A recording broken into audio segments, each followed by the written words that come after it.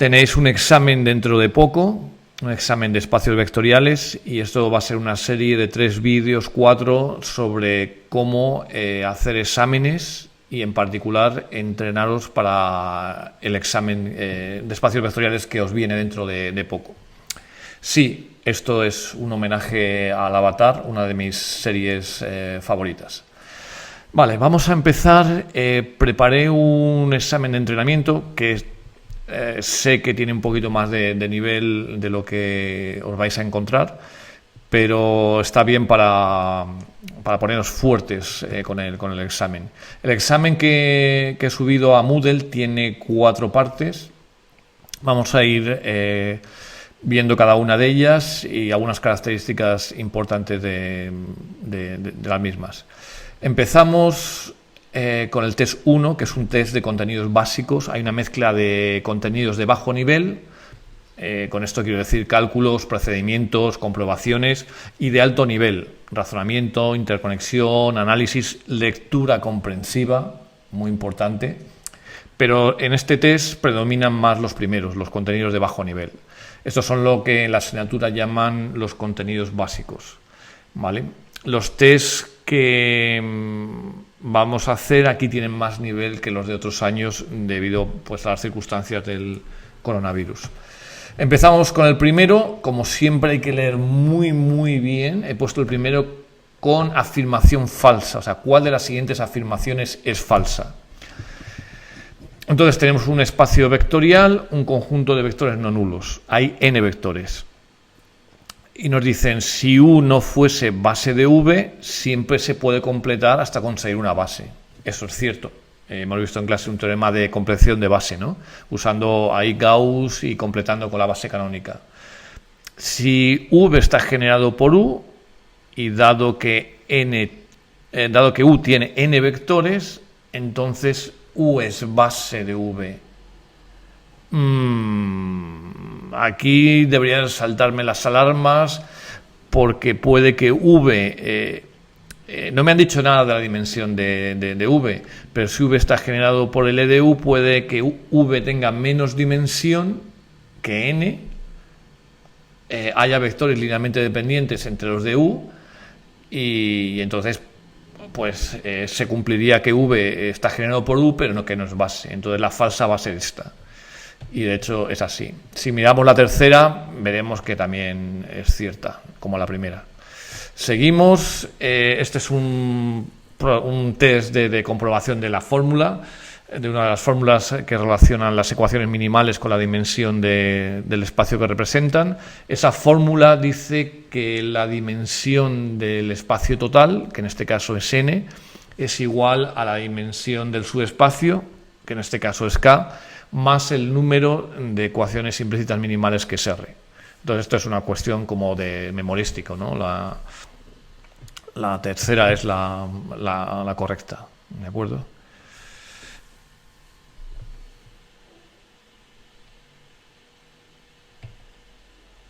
En este de aquí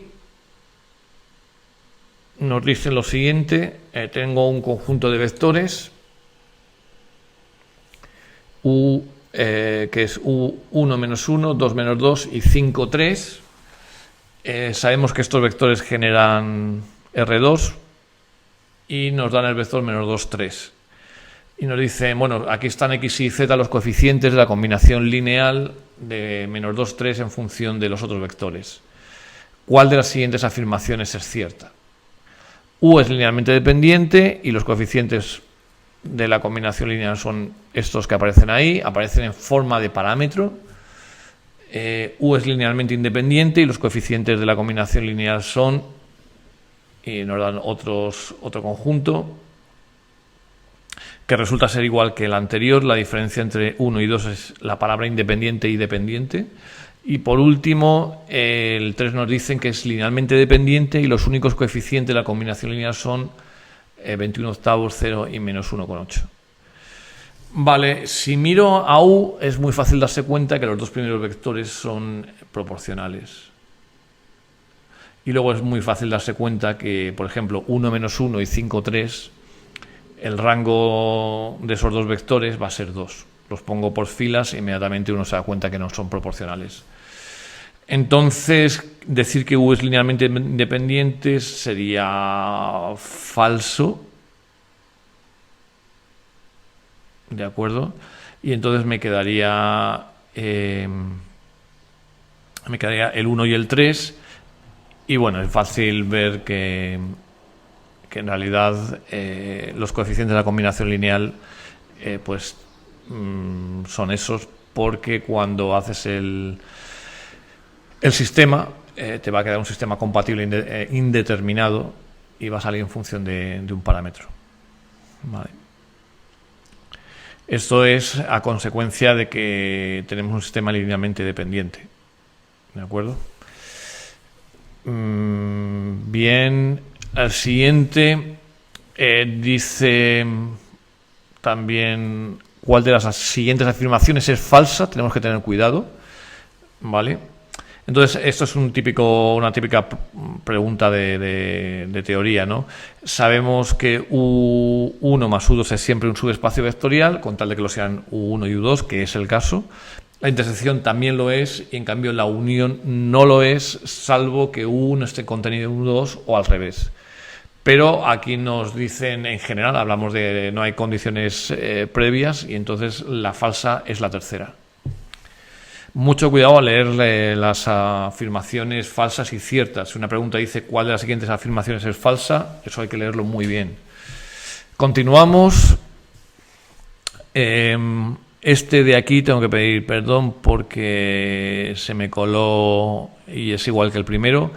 Este examen lo he puesto en Moodle y estoy contando el examen tal cual se puso en Moodle, y en Moodle contenía este error. Entonces esta, pues nada, la voy a saltar. Vale,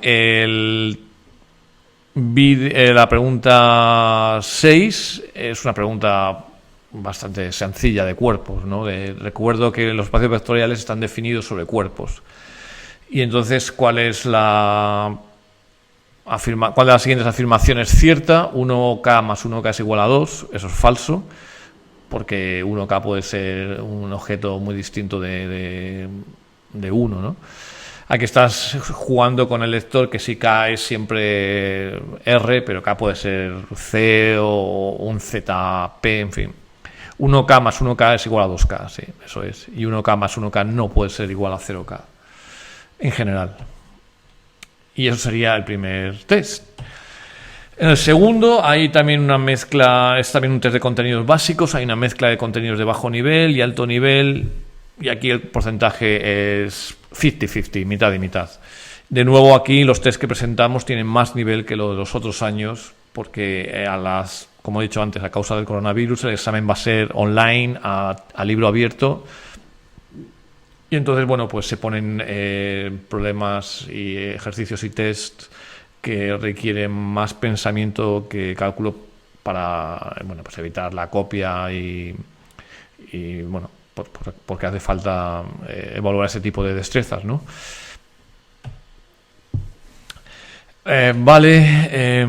Aquí tenemos un espacio vectorial de dimensión n, tenemos r vectores que no nos dicen nada sobre ellos, se supone que son no nulos, eso sí. Tenemos m, la matriz formada por las coordenadas de esos vectores, en una cierta base, que eso da igual, y están puestas por filas esas coordenadas. ¿Cuál de las siguientes afirmaciones es cierta? Si el rango de la matriz M es n, entonces U es un sistema de generadores. Vale, si tengo mi matriz va a tener R por n, R filas, porque estoy poniendo los vectores por filas, con n componentes, n columnas, ¿vale? Les recuerdo que V tiene dimensión n. Si el rango de la matriz es n, eso significa que R es mayor o igual que n. Y entonces me estás diciendo que hay que el rango de la matriz es n, R es mayor que n, significa que entre esos R vectores hay n al menos que son linealmente independientes, y por tanto esto va a ser un sistema de generadores Esa es la correcta, ¿vale? Las otras dos son claramente falsas. Esta es la caracterización del sistema de generador que aparece en las notas. Esta es una pregunta teórica que tiene que ver con cómo calculamos las ecuaciones minimales implícitas a partir de las ecuaciones paramétricas. Entonces, si tenemos un subespacio que está dado por todos esos vectores, pues aquí se supone que U1, UK es una base, y entonces lo que hacemos es ponemos todos esos vectores por filas, metemos un V genérico al final y ahora hacemos Gauss, básicamente vamos a ver el rango. Y la pregunta es ¿cómo saco las minimales? Haciendo que el rango sea igual a K, sea igual a K menos 1 o igual a K menos 2. Eso es equivalente a decir que los menores de orden K más 1 son nulos, o los menores de orden K son nulos, o los menores de orden K menos 1 son nulos. Y lo que hay que hacer para que tenga rango K, que es lo que quiero, es que los menores de orden K más 1 sean nulos, ¿vale? Muy bien, vamos fantástico. Esta es una pregunta de estas así como trampa. Tenemos en Z4, pero en Z2,4 tenemos estos vectores. ¿Cuál es el rango de este conjunto de vectores? Si miras un poco con atención y picardía, te das cuenta que en el fondo es el mismo vector, porque en Z2 menos 1 es igual a 1. Y entonces la respuesta correcta pues va a ser la 2. Aquí tenemos un sistema de vectores que están dado en R2X, pero en el fondo no veo un solo polinomio porque me basta trabajar con las coordenadas. Tenemos dos subespacios que se pueden ver que los vectores que nos dan aquí son base. 1 menos 1, 2 no es proporcional a 3, 0, menos 2, y menos 3, 10 no es proporcional a menos 7, menos 2, 10. Entonces, esto es una típica pregunta de contenido, de igualdad, ¿no? Y tenemos un resultado que dice que U1 es igual a U2 si solo si U1 está contenido en U2 y las dimensiones son iguales. Aquí las dimensiones son iguales y lo que hay que ver es que cuál está contenido en cuál. Si se hace Gauss de los 4 vectores, ¿vale? Va a salir rango 2 con las dos últimas filas iguales a 0. Esto significa que los vectores de U2 son combinación lineal de los vectores de U1 y por tanto U2 está contenido en U1 y la correcta es la última. Más de implícitas, aquí nos dan un subespacio que generado por esos dos vectores claramente no son proporcionales. Uno ve que la dimensión es 2. Y entonces me dicen cuál de las siguientes afirmaciones es cierta, y me dan una serie de ecuaciones minimales que afirman que son ecuaciones implícitas que se afirma que son minimales. Como tengo la fórmula de la que hemos hablado antes, el número de ecuaciones minimales más la dimensión del espacio es igual a la dimensión del espacio total. Entonces 3 menos 2 es 1. La ecuación implícita minimal va a ser 1. Entonces eso elimina la opción 1. De la 2 y la 3, pues digo, bueno, puedo resolver el sistema o puedo ser un poco más pícaro y decir, bueno, voy a ver si estos dos vectores, cuál de las dos ecuaciones satisface, ¿no? Si cojo el primer vector 3 menos 3, 2 y se lo meto a la ecuación de la pregunta 3, x menos 2y, me quedaría 9 igual a 0. Con lo cual la tercera es falsa y es la segunda la correcta. Y por último, la última pregunta del tema del test 2, dice, tenemos una matriz de cambio de base, estamos en un espacio vectorial de dimensión n, ¿cuál de las siguientes afirmaciones es cierta? A tiene siempre determinante distinto de 0. Voy a razonar eso. La matriz del cambio de base está formada por las columnas que son las coordenadas de la primera base en la segunda base, que es un conjunto linealmente independiente,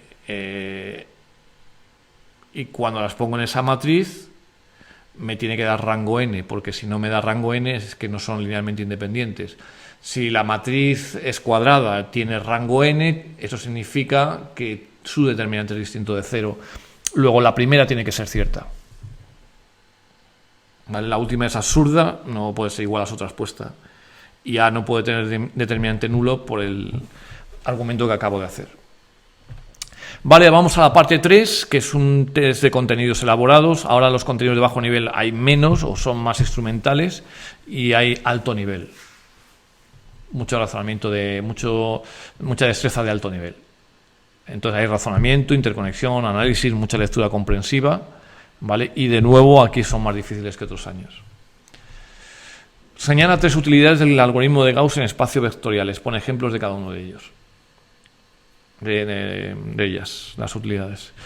Bueno, pues hay muchas. En esta solución no voy a poner los ejemplos concretos, pero es muy fácil darlos. Sí voy a decir las utilidades en concreto. Determinar si un conjunto de vectores es linealmente independiente, eso es obvio. Eso es la esencia de Gauss. Determinar cuál es la base de un espacio finitamente generado, que es coger esos vectores que generan y extraer los que son linealmente independientes. Determinar si un vector es combinación lineal de otro conjunto de vectores. Esto es resolver un sistema de ecuaciones, pero solamente me está pidiendo determinar si lo es o no. Es ver el rango de... Determinar si es compatible determinado o compatible indeterminado. Completar un conjunto de vectores linealmente independientes hasta conseguir una base en un espacio vectorial de dimensión finita. Eso es lo típico de tienes un conjunto de vectores, haces Gauss, eliminas los que son combinación lineal y a partir de ahí completas hasta la dimensión de tu espacio con vectores de la base canónica. Obtener unas ecuaciones paramétricas minimales, eso ya lo hemos visto, es hacer el rango de los vectores que te dan. Obtener unas ecuaciones implícitas minimales, lo mismo, pero en lugar que con los vectores, con las ecuaciones. Obtener la intersección de dos subespacios dados en ecuaciones implícitas, eso es también lo mismo. Tienes dos conjuntos de ecuaciones, los pones juntos, haces Gauss y te quedas con las que son linealmente independientes. Vale, en segunda pregunta, tenemos un espacio vectorial, la base canónica, queremos completar este conjunto de vectores que estamos en R3, de tal manera que el vector V en la base canónica tenga las coordenadas -1, 1, 3 en esa base. Entonces, bueno, la primera observación es que ese conjunto tiene dimensión 2. ¿Vale? Es muy fácil ver que no son proporcionales. Se ve por mera inspección. Y entonces vamos a poner un poquito de notación. V1 es 3, 2, menos 2, y V2 es 1, menos 1, 4. Y V3, que es el vector que estoy pidiendo, pues es ABC. Vale, entonces queremos que el vector V de coordenadas -1, 1, 3 en B se escriba en la base canónica como 1/3, 4/3, menos 1. Pues vamos allá, escribimos esto. En realidad el problema es más bien de concepto, luego las cuentas son muy sencillas. Esta es la gran cosa que hay que darse cuenta. Que V, que es un vector, tiene dos representaciones dependiendo de la base y son iguales. Estamos hablando del mismo vector. Entonces me quedo con la segunda parte que dice -1, 1, 3, es esa combinación lineal de los vectores de la base de B. La escribo y todo esto es igual a la primera parte, al 1/3, 4/3, menos 1. Esto, se resuelve, es un sistema de 3 ecuaciones súper fácil de resolver y te queda eso. Las cuentas es lo de menos. Ahora tenemos otro juego con bases. Tengo una base, me la dan en base canónica. La base B está descrita por vectores escritos en la base canónica y me dan las 3 mismas coordenadas y me piden esas coordenadas en la base canónica y en la base B. O sea, primero me piden el vector 3 menos 1, 2 escrito en base canónica, dámelo en la base B, y ahora ese mismo vector 3 menos 1, 2, pero ahora considerado en la base B, escríbemelo en la base canónica. Entonces vamos a llamar P de B, BC a la matriz que cambia de B a BC y P de BC, B a la matriz que cambia de BC a B. BC la base canónica. Vale, pues en realidad lo que nos da el problema es B en coordenadas canónicas y esta es la base la matriz del cambio de base. Y entonces, bueno, voy a empezar por esta parte, voy a empezar en realidad por la segunda parte, que es la más sencilla porque son los datos que me da el problema. Entonces escribimos eso, metemos 3 menos 1, 2 y me quedan esas coordenadas, menos 2, menos 7, 9. Eso no es fácil. Y ahora necesito la matriz del cambio de base de la canónica AB, que va a ser la inversa de esta matriz que acabo de usar. Hago Gauss-Jordan. Bueno, como habéis visto, he puesto unos numeritos fáciles porque el determinante es 1. Y nada, es meter las coordenadas 3 menos 1, 2 y en esa matriz, perdón. Me da 3 menos 2 menos 6. Bien, no, este problema no era excesivamente difícil. Era de comprobar cosas básicas, ¿no? En el 4, este es un problema de las notas, que es interpretar este teorema, ¿no? Lo que pone aquí, cuál es el significado de este teorema y qué consecuencias tiene. Esto básicamente me está diciendo que me puedo olvidar de los vectores y me basta trabajar con sus coordenadas. Que es una cosa muy buena porque a veces un vector puede ser un objeto muy complicado y en cambio su vector de coordenadas es una cosa bastante más sencilla. Si hablamos computacionalmente, en general serán conjuntos numéricos que puedes representar en el ordenador. Y bueno, pues esta es la solución tomada directamente de las notas, ¿de acuerdo? Muy bien, esto completa la parte 3 y ahora vamos a la parte 4. En la parte 4 pues hay 3 apartados. El primero es teórico abstracto, el segundo es ya más concreto, con datos concretos, y el tercero es una mezcla de los dos anteriores. Entonces, ¿qué dice el primer apartado? Dice, tengo dos subespacios, de tal manera que el V está generado por la unión de esos dos subespacios, por el espacio generado por la unión de esos dos subespacios. Además, se sabe que la intersección no es el cero de V. Y queremos construir dos subespacios, W1, W2, de tal manera que W1 sea subespacio de U1, W2 sea subespacio de U2 y V sea la suma directa de W1, W2 y la intersección de U1 y U2. Vamos allá entonces.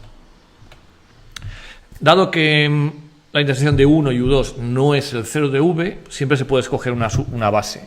Vamos a llamar a esa base B1 y vamos a dar a nombres a esos vectores U1, UR. ¿Vale? Entonces estamos diciendo que la intersección U1, U2 tiene dimensión R.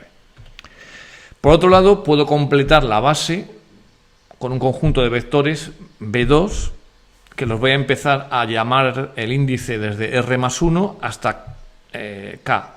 Y voy a llamar VR más 1 hasta VK.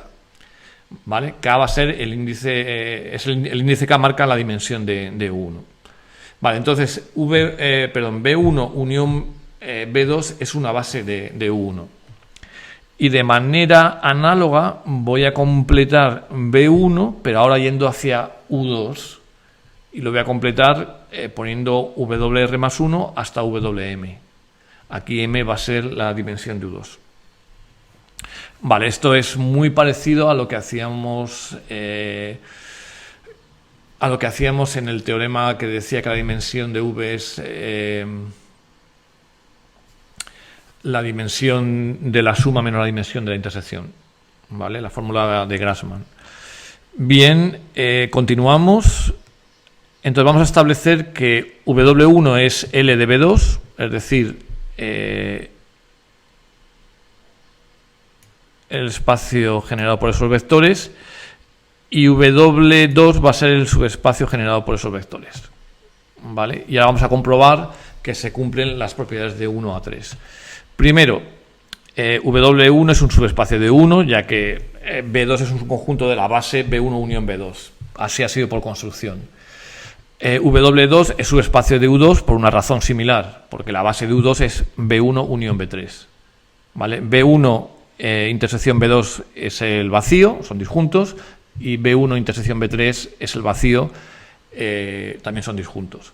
Y por último hay que ver que la unión de B1, B2 y B3 es base de B. Y eso por la construcción pues es así, y por tanto también por construcción se han hecho de manera disjunta. Entonces V es la suma directa de W1, W2, U1 intersección U2. Esa sería la parte, digamos, difícil, la parte abstracta. Ahora vamos a la parte concreta. Te dan dos subespacios, esto es bastante rutinario, y tienes que hallar la intersección. Hallamos la intersección. Pues nada, esto voy rápido. Se hace Gauss. En este caso he hecho Gauss-Jordan para ir más deprisa. Se supone que,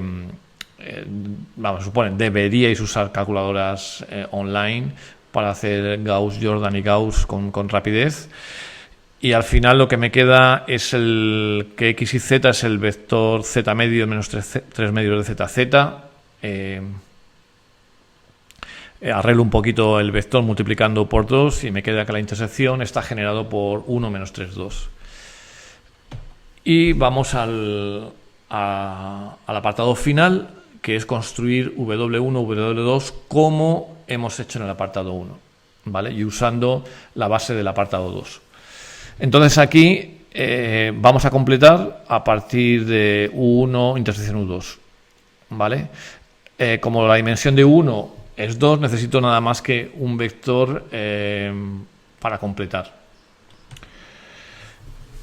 Vale, entonces lo que he hecho es lo siguiente. U1 cumple esa ecuación, ¿vale? Y voy a coger un vector que no sea proporcional al vector de la intersección, que en este caso es 1 menos 3, 2. Entonces, pues le he dado valores a x y z y he cogido una cosa sencilla, 4 y 2, 0. Entonces, menos 2x más 8y, pues si meto 4 y 2, pues me sale 0 y la z es igual a 0, esto lo cumple. Por tanto, W1 va a ser el subespacio generado por 4, 2, 0. Y hago lo mismo, análogo en W2. La ecuación es menos 13x menos 3y más 2z, pues tomo el vector 0, 2, 3 que verifica esa ecuación. Este vector 0, 2, 3 no es proporcional a 1 menos 3, 2. Entonces forman una base.